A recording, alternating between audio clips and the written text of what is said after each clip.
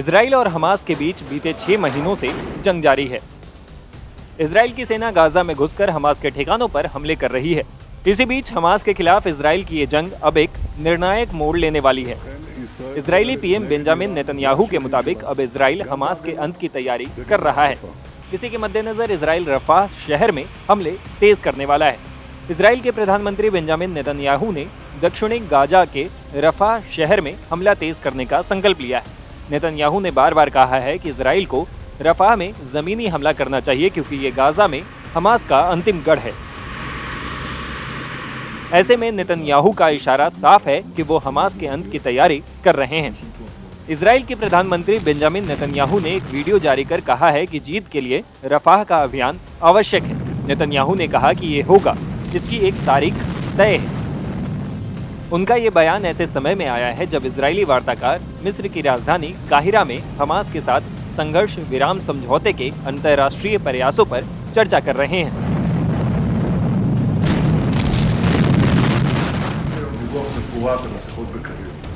אנחנו פועלים כל הזמן להשגת מטרותינו, ובראשם שחרור כל חטופינו והשגת ניצחון מוחלט על חמאס।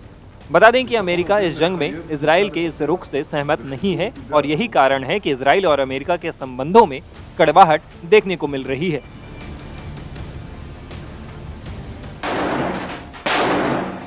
America समेत अंतर्राष्ट्रीय समुदाय ने इजराइल के इस रुख का विरोध करते हुए कहा है कि इजराइल के इस हमले से रफाह में शरण लिए हुए तकरीबन 14 लाख नागरिकों की जान खतरे में पड़ जाएगी। हालांकि इस पर इजराइल का कहना है कि उसके पास नागरिकों की रक्षा की पूरी योजना है।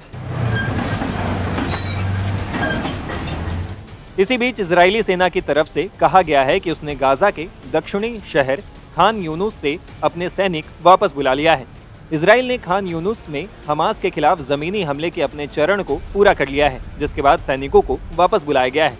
इसी बीच इजराइल के रक्षा अधिकारियों ने कहा है कि सैनिकों को खान यूनुस से बुलाकर एकत्रित किया जा रहा है क्योंकि सेना हमास के आखिरी गढ़ रफाह में घुसने की तैयारी कर रही है।